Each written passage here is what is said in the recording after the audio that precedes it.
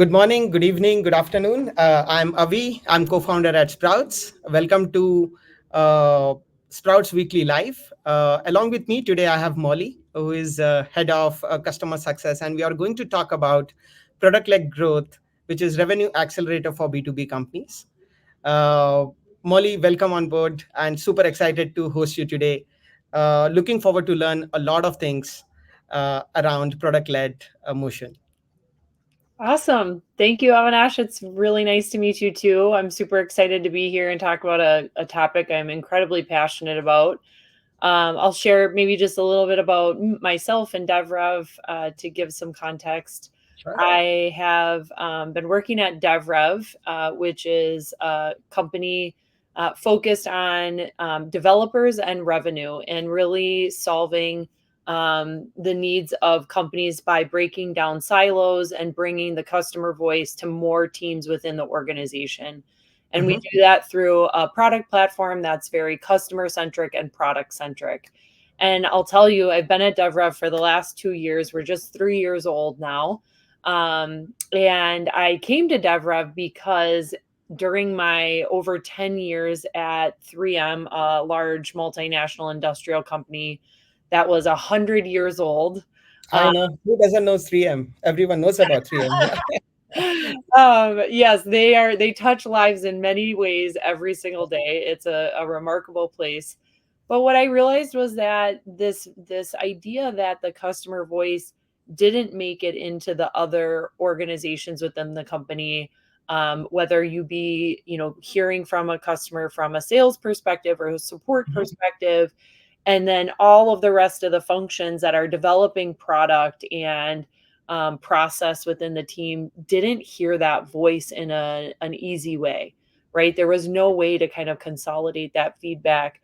That message just really resonated with me about DevRev. And so decided to make that leap into tech. This is my first time being in tech, Okay. and definitely a journey of accelerated learning for me that I hope I have some nuggets I can share with the group today. Awesome. Awesome.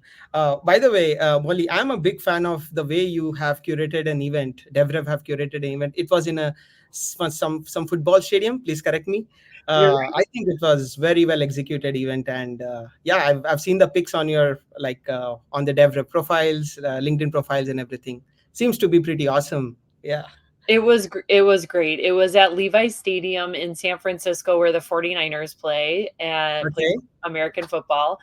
And I wish I could take the credit. Our marketing team did an amazing job pulling Got off an event in record time. I would say we had over 300 people attend our first ever like user conference, essentially, which we called Effortless. And it. yeah, it was really remarkable. We're excited. We're going to be bringing Effortless around the world, actually. So we're planning an India event. Um, Okay. and a European event, and then Wow. also we'll be doing it every year from here on out. So would love to have people join us at any of those in the future. Just follow DevRev on LinkedIn, and you'll get to see announcements for the next one. Awesome. Awesome. Cool. Great. So, Molly, directly, moving on to the topic, right, which is PLG motion, and audience here are curious to learn about, uh, curious, curious to learn about you and your experience so far. So, my first question is, if we break down the topic, right, like today's topic, what, according to you, drives growth for B2B SaaS companies, and how important the role of product amongst all other factors, right? Like people talk about SLG, PLG. Yep. What's your take on this change in approach in the B2B industry over the time? Yeah, I mean, product is so central to this, right? If Exactly. you don't have a solid product experience, and it doesn't mean it has to be, fully solving every use case, every customer problem, but having a solid product experience, if that's not there, really all the efforts you put into in driving demand, I feel like Mhm. get lost. And Okay. so, I'll be honest, like we've been Yeah. learning a lot as DevRev about this, and we are not experts yet for sure. But one thing that I've definitely witnessed is Even if you have a really deep product, if that product journey is also not clear to the user and you're driving demand, driving interest in your platform, it's hard for people to get to that time to value in a way and in a duration that they're going to find acceptable, right? People's attention spans are much shorter. And so having your product be able to really find that those areas of opportunity for our user really quickly is really important. And I would say growth is driven no matter what function you're in by really simple and great customer experiences, no matter if you're SLG or PLG. And Mm-hmm. so, these days I find I'm curious, Avinash, for you, if you guys notice the same thing, but people don't want a heavy touch. Um, Yes. it's very rare that people want to like sit in these long meetings and do these long demos. They want to touch, they want to feel, they want to see what the experience is like themselves. Exactly. It's hard enough sometimes to get people in a virtual meeting, let alone in Yeah. person. And so that's Yeah. where I think, like, again, this role of PLG can be very complementary to many other go to market motions as well. Mm-hmm. Got it. Very interesting.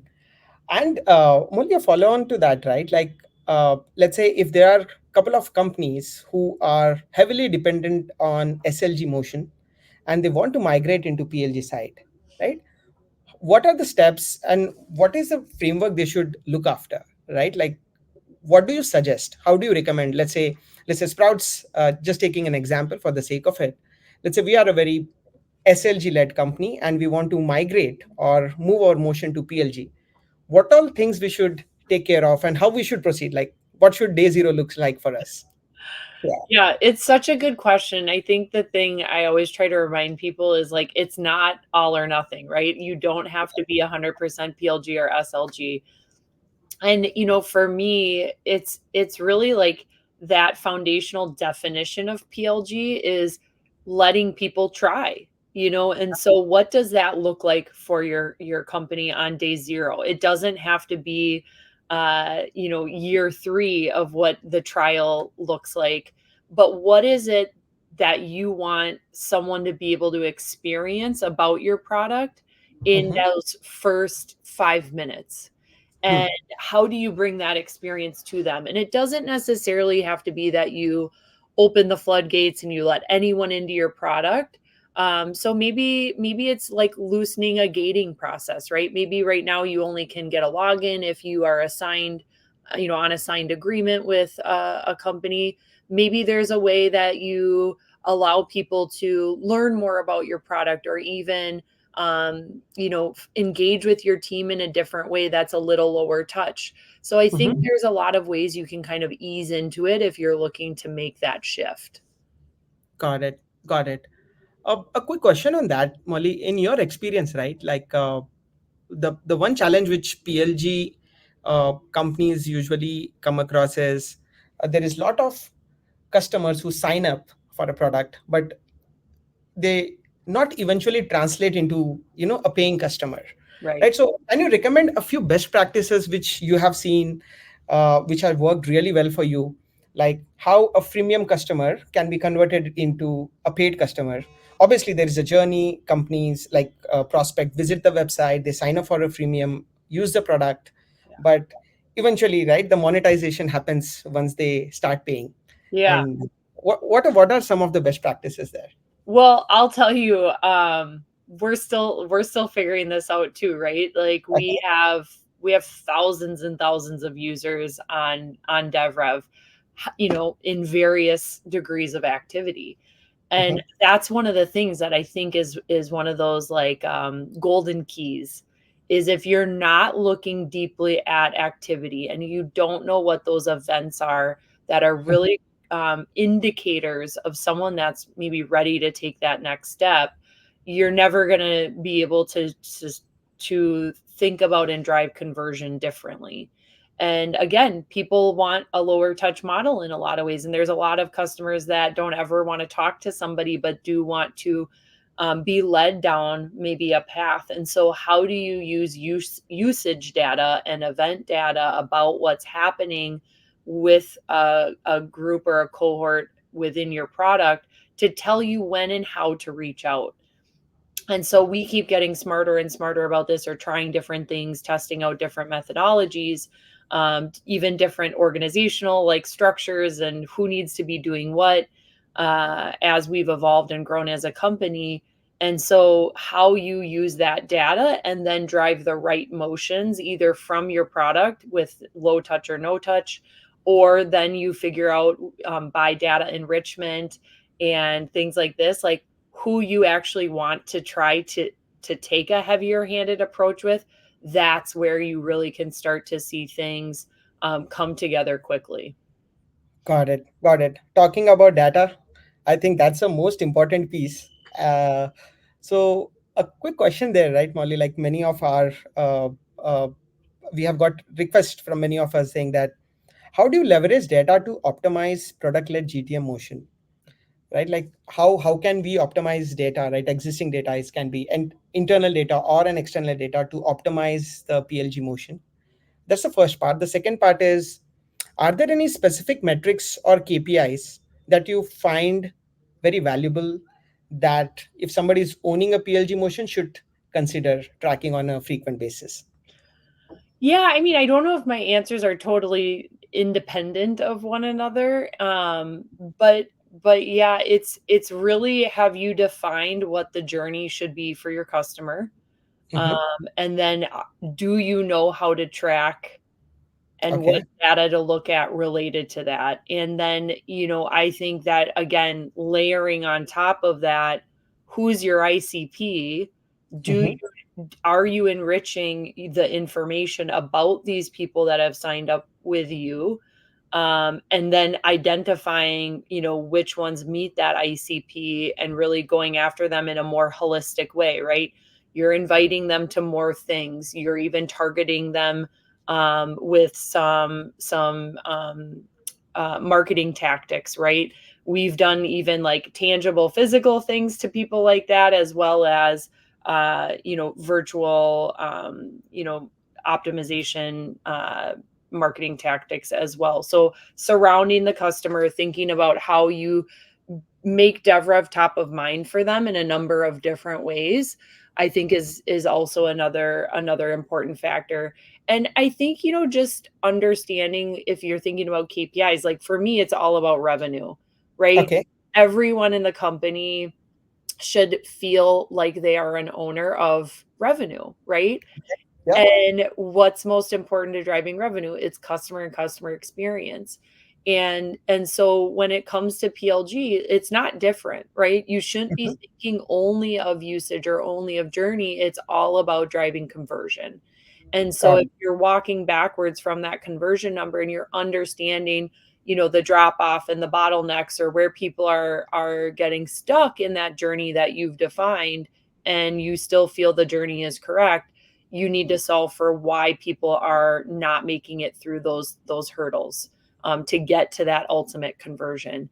And I think that's where then you can decide when and how to engage with a customer at the right moment. That's going to help unblock them and keep them moving as quickly as possible, because really that time to value metric, initially, as well as how quickly you get them to that conversion phase, is really the most critical component.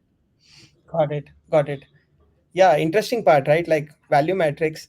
Just wanted to understand, Molly, right? Like when you talk about value metric on the PLG side, uh, what should be the input KPIs and output KPIs? Let's say I'm a owner of a I'm let's say I'm a marketeer and I'm owning a PLG motion for my company. What are the input KPIs? It can be usage, it can be get number of visits, and output KPIs definitely, as you said, it's revenue. uh, I think everyone should be aligned to that. But Yeah. what are a couple of those input KPIs which one should track when they are running a successful PLG motion? I'm so glad you asked this. Actually, I'm like, yes, I do have it. We've just done a book club, so Oh, we're lovely. highly Okay. recommend this one if you've Okay. not checked it out. Have you read this? No, no, I got this recommendation multiple times but haven't got the chance to read. Yes. I'm going to read now. So So this is like the ultimate where input and output metrics really began at Amazon, and mhm. a concept that I love from that is Yeah. called the customer flywheel. And Okay. that really helps you. And it's actually a more complex topic than I think people realize. Like, you really have to put thought into it of what's my input metric that's going to drive the output I'm looking for. And you're right, revenue is definitely one of those, right? And in some ways, though, input metrics can be activities that your team is doing, and the output could be increased usage or adoption, for example. And so inputs typically, things you can control. Things we look at is like number of touches to a customer. Um, and then even I'm trying to think other inputs that we look at, but the touches can be related to email, nudges or suggestions, Mhm. outreach that we've done from like product specialists, like inside sales sort of team, that's helping them through their journey at the again those kind of like critical moments. And so the more you're doing of those like per customer, that would be a great input metric to then see, is my output metric changing? Is my Got it. usage and adoption increasing? Are my conversion rates going up? If not, you have to reevaluate your input metrics and see if they're really the right ones or not. So I highly recommend this book. I think it's in chapter 4 maybe, but the customer flywheel concept is, I think, really important for every business to think about, and every business is very, very different. All right. I'm going to order it right away. And I think everyone in the audience, you got the answer, right? Like how to get hang of better input and output KPIs.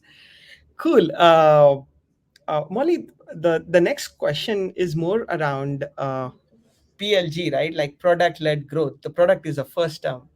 As a revenue leader, how do you ensure that product strategy aligns seamlessly with revenue goals? Can you share a few examples of content campaigns which you have, run, which have stood out, and have done a lot of magic? That's number one. Are there any specific tactics, like really, really, really small, these breadcrumbs which has worked really, really well? The tactics, or a formula that you would recommend for us or everyone in the audience, which Yeah. works really well? Yeah. Um, I would also love to hear from people like, hey, what are your breadcrumbs, or what are the things you found that are really successful? Because I definitely don't have all the answers. And Okay. I'll actually approach it a little bit more, your question a little bit more from a customer success and support perspective is, Hmm. aligning that product strategy to revenue for me is about, and I think selfishly I think everyone should be, revenue is directly correlated with that customer experience. How happy Exactly. is your customer, right? Are they getting what they need? Are they finding value?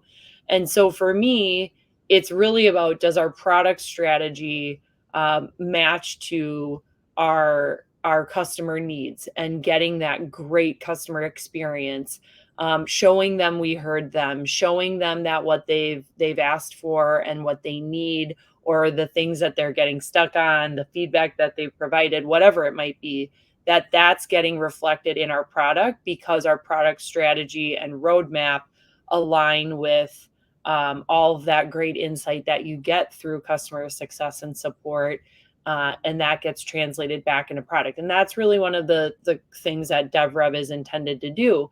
Um, Hmm. and so, I'm always working with our product team, via the feedback we get into DevRev as a success and support organization, and making sure that that aligns with where we're headed.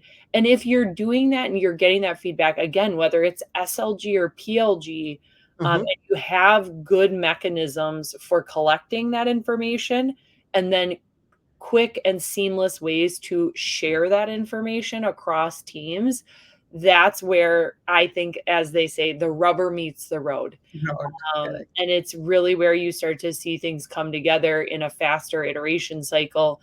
And yeah, so for me, in my role and responsibility, I think as long as the campaigns align very, very closely and have the same focus as that product strategy and roadmap that aligns with the customer needs, and the journeys that they're going on, I think that's when you really find tangible value quickly. Got it. Got it. So is it so Molly, is it safe to say that focus on customer experience and the entire journey, revenue will follow? Is that the okay, got it. That's my view. I think if your customers love your product and are happy, there's not Yeah, a lot else that's going to drive revenue better than that. got it, got it. And you talked about strategies, right, Molly? Uh, one question which I had personally, I wanted to ask is drawing on your experience in China with 3M, Yeah. right? Where you achieved significant growth. How do you approach driving user adoption in different markets and cultures, right? So culturally it's a different place. How do you think is it differentiating from in the market in US or any other place? I love this question because this is something I am so passionate about, and I love so much about working in global business. Mm-hmm, Is I so for those of the people that haven't looked at my background or don't know me, I spent over 10 years at a company at 3M. We operated in 72 countries. I led a number of different global businesses there. And then I also lived in China for 2 years and really set up a brand new business in China for 3M that we had in other markets, but had never really had a lot of success in that market. And the thing that I always go back to when I think about business strategy, there's really like two components about cross cultural business strategy for mm-hmm. me. The first one is that there are more similarities than there are differences. Oh, okay. I think that people really, human nature is almost to focus more on the difference than on the similarity. Yeah. And there are so many similarities that I think you can lean on that will translate in any market. How Mm-hmm, you do it might have some subtleties that you have to be very, very conscientious of. mm-hmm. But for the most part, I think that can a lot can translate. And Got it. so I always like to start with, okay, what do we have that's the same? And then Mm-hmm. acknowledging where there are differences as well. And so the other piece of that is like outside in. You Okay. have to be outside in. And if you are not spending a certain portion of your day, I don't care what function or role you're in, um, with customers or listening to the customer voice, whether that be through feedback forms, whether that be through watching meeting recordings, attending meetings, there's so many ways now that you can get access to that information about your customers. If Mm-hmm. you're not dedicating at least a couple of hours a week to doing that, you're not getting enough of that outside in perspective. And additionally, understanding what's going on in your industry, in your competitive set, it, no business strategy can be successful if those things don't exist. And so, making sure that no matter what market you're operating in, no matter what industry, that you're spending time getting that outside in voice, to me is one of the most critical factors. And I've seen both ways in companies where companies were highly attuned to what was going on in the market and used that to really drive competitive strategy for their businesses to drive growth. And I've also seen it where it's been extremely insular and led to very, very stagnated businesses because of it. Got it. Very, very important takeaway. Outside in, spend as much time as with customer, so that you learn many things. Okay, got it, got it. Uh, uh, a slightly different question, Molly. Right? Like, given your extensive background in your role in leading multiple marketing and revenue orgs in business strategy, and especially at 3M, how has your past experience influenced your approach implementing product led at DevRev? Because that's for a different thing, and all of a sudden, as you mentioned, it's a tech environment. So how that has influenced you? Would love to learn that. Yeah, I mean, it's like put yourself in a really uncomfortable position, right? Yeah. All I knew was sales-led growth. That's really all that I had ever had exposure to in my 20-year career. Mm-hmm. Um, Maybe over 20 years now, if I think about it. And so, you have to push yourself outside of your comfort zone. And, Dheeraj Pandey, our CEO, he always reminds me when I talk about this of the book, another book recommendation. The first book was Working Backwards. For I saw someone had asked that, and another book recommendation is The Outsiders.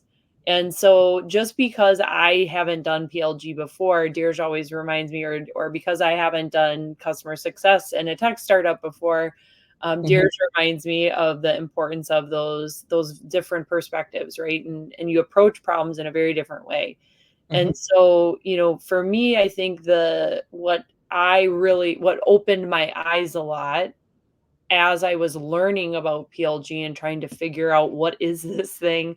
How do we do it? It made me realize how much lost opportunity there is when you are purely new customer demand generation oriented and not thinking about how you extract more value over time with Mm-hmm. a user. And so a user or an account, right? For example. And so that's how I really think about this balance even of SLG and PLG, and how you think about what even the customer success and support function should be Mm-hmm. thinking about and focused on, in addition to how you drive and generate new sales and new business. And this yin and the yang, right? That's how you maximize value for a company, is being able to do both very, very well. And I think you have to have really clear ownership as well, across the teams of people to know exactly, who should be doing what and what their focus should be. And it's a team sport, right? Everybody has to help everywhere. I help with new customer acquisition all the time, but Uh, my main focus with my team, right, is like, what are our customers doing today? Whether they're PLG or SLG, how do we help them extract more value from DevRev? got it. Got it. Cool. Molly, a follow on to that, right?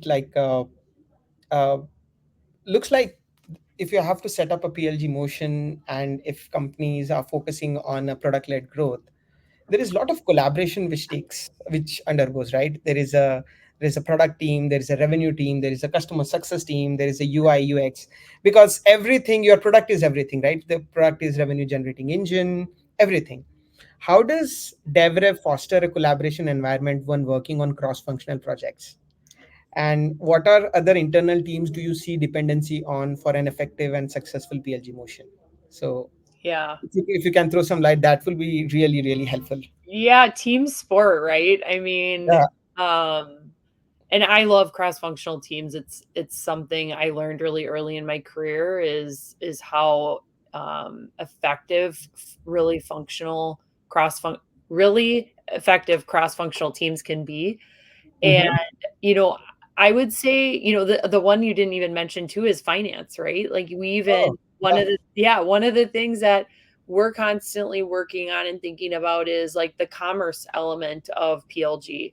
Is It's not just how do you let people try something out, but it's also how you eventually collect money from them. Correct.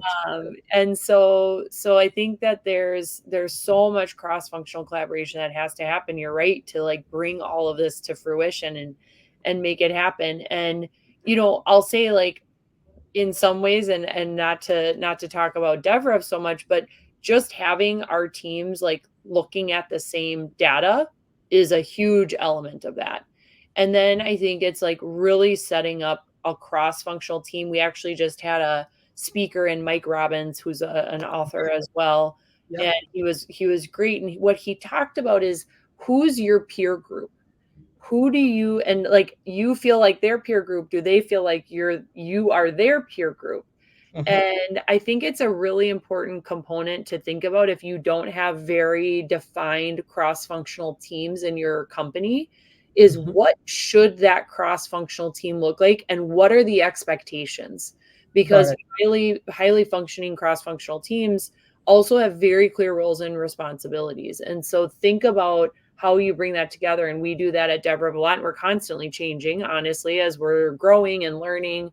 But think about how that comes together, and that then you're bringing all those different perspectives into one place with a common goal. Got it. Very, very insightful, Molly. One last question. I know we are about time, and what are the top three learnings